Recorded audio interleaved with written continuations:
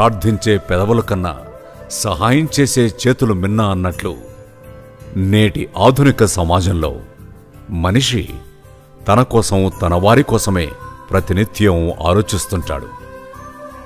ఇదే సమయంలో ఆర్థిక సామాజిక అసమానతలతో ఒక్క పూట కూడా తిండికి నోచుకొని నిరుపేదలెందరో ఉన్నారు.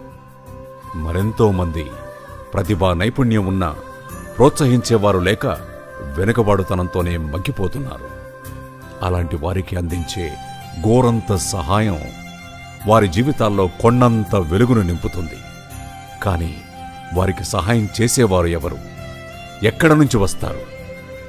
వీటన్నింటికీ సమాధానమే పద్మశాలి సేవా సమాజం. భారతదేశం భిన్న కుల మతాలకు, సంస్కృతి సంప్రదాయాలకు ప్రతీక.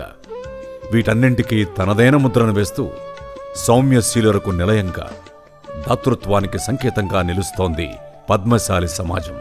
అలాంటి సమాజంలో పుట్టి దానగుణాన్ని ఒక వరంగా పొందిన ఎందరో మహానుభావులతో మొదలై నేటికి ఎంతో మందికి ఆ సేవలను విస్తరిస్తూ 50వ వసంతంలోకి అడుగెడుతున్న శుభ సందర్భంలో పద్మశాలి సేవా సమాజం ఆవిష్కరణకు బీజాలు ఎలా పడ్డాయో తెలుసుకుందాం. పూర్వం హైదరాబాద్ నగరానికి ప్రతినిత్యం దూర ప్రాంతాల నుండి ఎంతో మంది పద్మశాలి సోదరులు వచ్చేవారు. ఇక్కడికి వచ్చిన వారికి తలదాచుకోవడానికి ఒక చిన్న ఆవాసమైనా లేకపోతే ఆ పరిస్థితి దుర్భరం. ఇలాంటి సమస్యలన్నింటికీ పరిష్కారం చూపిన ఆద్యులు శ్రీ అడ్డగట్ల నరసయ్య గారు మరియు శ్రీ నోముల స్వామిదాసు గారు. కొన్ని వేల మైళ్ల ప్రయాణమైన ఒక్క అడుగుతోనే మొదలవుతుంది అన్నట్లు నగరానికి నడుబొడ్డున ఉన్న సికింద్రాబాదులో పద్మశాలీయులకు ఒక సొంత భవనం నిర్మిస్తే అది అందరికీ ఆవాసయోగ్యంగాను అన్ని కార్యక్రమాలకు నెలవుగా మారుతుందని భావించారు. అలా వారి ఆలోచనలకు అద్దం పట్టే విధంగా సేవాభావంతో మెలిగే మరికొంతమంది సభ్యులతో కలిసి 11 మంది వ్యవస్థాపక ట్రస్టీలుగా ఏర్పడి 1967 నవంబర్ 27వ తేదీన పద్మశాలి సేవా సమాజం ట్రస్ట్ పేరుతో సంస్థను రిజిస్ట్రేషన్ చేయడంతో ఒక మహోన్నత ఆశయానికి బీజాలు పడ్డాయి.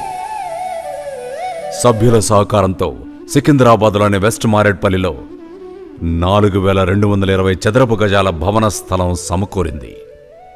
తదనంతర కాలంలో 10 మడిగల భవన నిర్మాణాన్ని పూర్తి చేసి వాణిజ్య సంస్థలకు అద్దెకిచ్చారు. తద్వారా ట్రస్టుకు స్వల్ప ఆదాయం చేకూరడంతో ఆర్థికంగా స్థైర్యం ఏర్పడింది. ప్రతి పైసాను సామాజిక కార్యక్రమాలకు ఉపయోగిస్తూ దాతల నుండి విరాళాలు సేకరించి ఒక్కో అడుగుతో ట్రస్టు సభ్యుల అలుపెరగని శ్రమ, కృషి ఫలితం సేవాభావం 1971 నుంచి సుదూర ప్రాంతాల నుండి వచ్చే ఎంతో మందికి తోడు నీడగా నిలిచి ఆపన్నహస్తమైంది.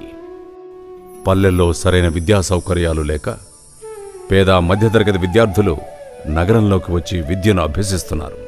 మరికొంతమంది ఆర్థిక భారంతో విద్యకు దూరమవుతున్నారు. అలాంటి వారందరికీ చేయూతనిచ్చి ప్రోత్సహించడం తమ ధర్మం, కర్తవ్యంగా విశ్వసించిన సంకల్ప ఫలితమే పద్మశాలి బాలుర వసతి గృహం రూపకల్పన. 1982 ఆగస్టు 21వ తేదీన పద్మశాలి సేవా సమాజం ట్రస్టు పై అంతస్తులో 15 గదులతో కూడిన వసతి గృహం ప్రారంభించడమైంది. అది ఎంతో మంది విద్యార్థులకు ఆశ్రయాన్ని అందిస్తోంది. సేవ అనేది ఒక నీటి బిందువులా మొదలై ఒక ప్రవాహంలా మారింది. నిస్వార్థంతో కృషి చేస్తే ఏదైనా సాధించవచ్చు అనే మాటకు ప్రతిరూపంగా నిరుపేద మధ్యతరగతి వారి వివాహ తదితర శుభకార్యాలు చేయడం కష్టమైన తరుణంలో వాటి నిర్వహణ కోసం ఒక కళ్యాణ మండపం అవసరమని మరో మహోత్తర కార్యక్రమానికి శ్రీకారం చుట్టింది పద్మశాలి సేవా సమాజం. ప్రతి సభ్యుడు 25,000 రూపాయల తోడ్పాటు అందించడంతో పాటు పలు దానశీలుర విరాళాల సహకారంతో పాటు ఆనాటి ట్రస్ట్ సభ్యులైన స్వర్గీయ శ్రీ చిప్ప బాబయ్య గారు కళ్యాణ మండప వేదికకు మరియు శ్రీ సంగిశెట్టి సంపయ్య గారు భోజనశాల వేదికకు భూరి విరాళాలు అందించారు. సర్వహంగులతో సర్వాంగ సుందరంగా నిర్మితమై పద్మశాలి కళ్యాణ మండపాన్ని 1990 జనవరి 28వ తేదీన అప్పటి ముఖ్యమంత్రి డాక్టర్ మర్రి చెన్నారెడ్డి గారి కరకమలములచే ప్రారంభించడమైంది. అలా ప్రారంభమైన కళ్యాణ మండపం నేటికి అందరికీ అందుబాటులో ఉంటూ వివాహ తదితర శుభకార్యాలు నిర్వహించడానికి ఎంతో సౌకర్యవంతంగా మారింది. పద్మశాలి సేవా సమాజం సేవలు మహిళల అభ్యున్నతికి కూడా తోడ్పాటునందిస్తున్నాయి. అందుకు నిదర్శనం పద్మ కుట్టు శిక్షణా కేంద్రం. 1982వ సంవత్సరంలో ప్రారంభమై మహిళలకు కుట్టు మిషన్ అల్లికల్లో శిక్షణిచ్చి వారు స్వతహాగా ఆర్థికంగా నిలదొక్కుకోవడానికి చేయూతనందిస్తోంది. పద్మశాలి సేవా సమాజం చిరకాల స్వప్నానికి సాకారం. చారిత్రాత్మక నిర్మాణం బాలుర వసతి గృహం. కొంపల్లిలో 2007వ సంవత్సరం అక్టోబర్ 22వ తేదీన అప్పటి ట్రస్ట్ అధ్యక్షులు శ్రీ సురకంటి వీరేశం గారి చేతుల మీదుగా శంకుస్థాపన జరిగింది. అత్యాధునిక వసతులతో నిర్మితమైన బహుళ అంతస్తుల బాలుర వసతి గృహం 2011 జూలై 31వ తేదీన పద్మశాలీయుల మార్గదర్శకులు మాన్యశ్రీ ఆచార్య కొండా లక్ష్మణ్ బాపూజీ గారిచే ప్రారంభించబడింది. బాలుర వసతి గృహంలో విద్యార్థులకు విశాలమైన గదులతో ఆహ్లాదకరమైన వాతావరణం, రుచికరమైన పౌష్టిక ఆహారాన్ని అందించే క్యాంటీన్, విద్యార్థులకు జ్ఞానాన్నందించే లైబ్రరీ, వేడి నీటిని సరఫరా చేయడానికి సోలార్ వాటర్ పంప్ మరియు తాగునీటి కోసం ఆర్ఓ ప్లాంట్ను కూడా అమర్చడం జరిగింది. వసతి గృహంలో నిరంతరం సీసీటీవీ కెమెరాలతో పాటు సహాయక సిబ్బంది విద్యార్థులకు సౌకర్యాలు కల్పిస్తున్నారు. ప్రతి వ్యక్తి చివరి మజిలీ వృద్ధాప్యం. ఆ వృద్ధాప్యంలో ఏ ఒక్కరూ తోడు నీడ లేకుండా నిస్సహాయతలో ఉండకూడదనే దృఢ సంకల్పంతో వృద్ధాశ్రమాన్ని నెలకొల్పారు. వారు ప్రశాంతంగా జీవించడానికి చక్కటి వాతావరణాన్ని నెలకొల్పారు. వారి ఆరోగ్య రక్షణకు హెల్త్ చెకప్, టీవీ సౌకర్యం, ధ్యాన మందిరంతో వారి జీవితానికి మనోధైర్యం కల్పిస్తున్నారు. ఈ అలుపెరగని ప్రయాణంలో ఎన్నో ఒడిదుడుకులు, మరెన్నో విజయాలను అధిరోహించి కార్యదీక్షతో మునుముందుకు ప్రయాణం సాగిస్తోంది పద్మశాలి సేవా సమాజం. ఆ ప్రస్థానంలో 2008లో యాదగిరిగుట్టలో సామూహిక కళ్యాణాలు నిర్వహించింది. 1990లో జంట నగరాల్లో సంభవించిన మత కలహాల్లో ఇల్లు వాకిలి కోల్పోయిన ఎందరో అభాగ్యులకు దుప్పట్లు, గృహోపకరణాలు అందించి అండగా నిలిచింది. 1997లో వినాయక నిమజ్జన రోడ్డు ప్రమాదంలో మరణించిన మరియు గాయపడిన వారికి 1,28,000 రూపాయల ఆర్థిక సహాయం అందించి వారి కుటుంబాలకు భరోసానిచ్చింది. ప్రకృతి వైపరీత్యాల వల్ల దేశంలో ఎక్కడ ఆపద వాటిల్లినా వారిని ఆదుకోవడానికి పద్మశాలి సేవా సమాజం ఎల్లప్పుడూ ముందే ఉంది. 1996లో ఆంధ్రప్రదేశ్ రాష్ట్రంలో పెను తుపాను వచ్చి ప్రజల జీవితం అస్తవ్యస్తమైనప్పుడు 51,000 రూపాయల విరాళం. 1999లో కార్గిల్ యుద్ధ బాధితుల సహాయ నిధికి 1,00,000 రూపాయల విరాళం అప్పటి గౌరవ ముఖ్యమంత్రి చంద్రబాబు నాయుడు గారికి అందించారు. 2001లో గుజరాత్లో సంభవించిన భూకంప బాధితుల కోసం 3 లక్షల రూపాయలు అందించింది. 2009లో తుంగభద్ర వరద బాధితులకు ముఖ్యమంత్రి సహాయ నిధికి 3 లక్షల విరాళాన్ని అప్పటి ముఖ్యమంత్రి శ్రీ కొణజెటి రోషయ్య గారికి అందించారు. సికింద్రాబాద్ బన్సీలాల్పేటలో శ్మశాన వాటిక రోడ్డు నిర్మాణానికి 50,000 రూపాయల ఆర్థిక సహాయం అందించారు. 2013లో కేదార్నాథ్లో సంభవించిన తుపాన్ బాధితుల కోసం అప్పటి ప్రధానమంత్రి గౌరవనీయులు శ్రీ మన్మోహన్ సింగ్ గారికి స్వయంగా ఢిల్లీ వెళ్లి 5 లక్షల రూపాయల విరాళం అందించారు.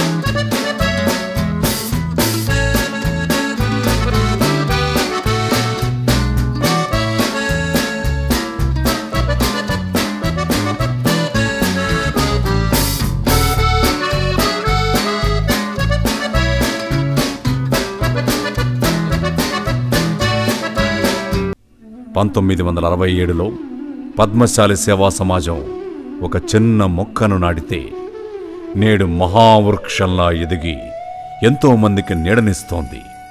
పద్మశాలి ట్రస్ట్ కుల మతాలకు అతీతంగా తన సేవల్ని కొనసాగిస్తోంది. ఎంతోమంది కళాకారులు మేధావులను సత్కరించి గౌరవిస్తోంది. ఈ ట్రస్ట్ ద్వారా ఎంతోమంది విద్యార్థులు ఆర్థిక సహాయం, వసతి సౌకర్యం పొందడంతో పాటు మరెందరో నేడు అత్యున్నత స్థాయికి ఎదిగారు.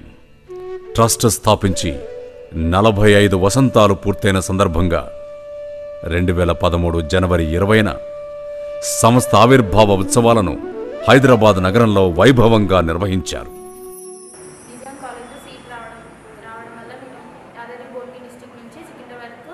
పద్మశాలి హాస్పిటల్కి వచ్చాను. ఇక్కడ సెక్యూరిటీ ఫెసిలిటీస్ చాలా బాగున్నాయి.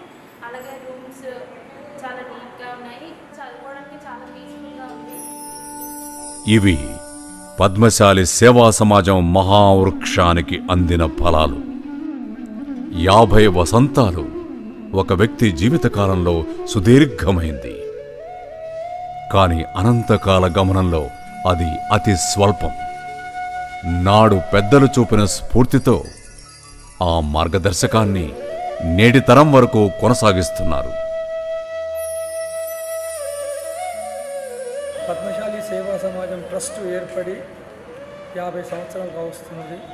బయటి వాళ్ళు ఇతర ఊర్లకి వెళ్ళి వచ్చిన వాళ్ళు హాస్పిటల్స్కి వచ్చినా కానీ వాళ్ళు ఉంటుంది కానీ వాళ్ళకి ఇవ్వడం జరిగింది. అప్పుడు మన స్కాలర్షిప్స్ ఫర్ ది స్టూడెంట్స్ అట్లా ఇవ్వడం జరిగింది. ఆ తర్వాత ఒక సంవత్సరం తర్వాత ఎంసెట్ స్టూడెంట్స్కు ర్యాంక్ వచ్చిన వాళ్ళకి వాళ్ళకి ఎంసెట్లో వాళ్ళకి ఇవ్వాలని ఎంసీఏ చదివే వాళ్ళకు ప్రత్యేకంగా వాళ్ళు అడాప్ట్ చేసుకొని 3 సంవత్సరాల ఫీజు కూడా మన సమాజం నుంచి కట్టి ఆ ఎడ్యుకేషన్ కూడా ఇవ్వడం జరిగింది వాళ్ళకు. మేము కొంపల్లిలో 4 ఎకరాల స్థలం కొనడం జరిగింది. ఆ తర్వాత కొంచెం డెవలప్ అయినాక మళ్ళీ ఫండ్స్ అక్కడ ఒక హాస్టల్ బాయ్స్ హాస్టల్ కట్టాలనే ఉద్దేశంతో తీర్మానం చేసిన కమిటీలో వృద్ధాశ్రమం కూడా కట్టడం జరిగింది. ఆ ఉద్దేశం కూడా కనీసం 45 మందికి ఉండాలనే ఉద్దేశంతో కట్టాము. ట్రస్ట్ సభ్యులందరిది ఒకే నాదం, నినాదం. అదే సేవా స్ఫూర్తితో మునుముందుకు వెడుతున్నారు. ఆశయాలు మాసిపోవు. సత్యం, సంకల్పం స్ఫూర్తి దీపాలై వెలుగొందుతుంటాయి. 50 ఏళ్ల అద్భుత ప్రస్థానంలో సాధించింది సాగరంలో బిందువంత మాత్రమే. సాధించాల్సింది అనంతం అనే దీక్షా పటిమతో మునుముందుకు సాగుతోంది ఈ అలుపెరగని పద్మశాలి సేవా సమాజం ప్రయాణం.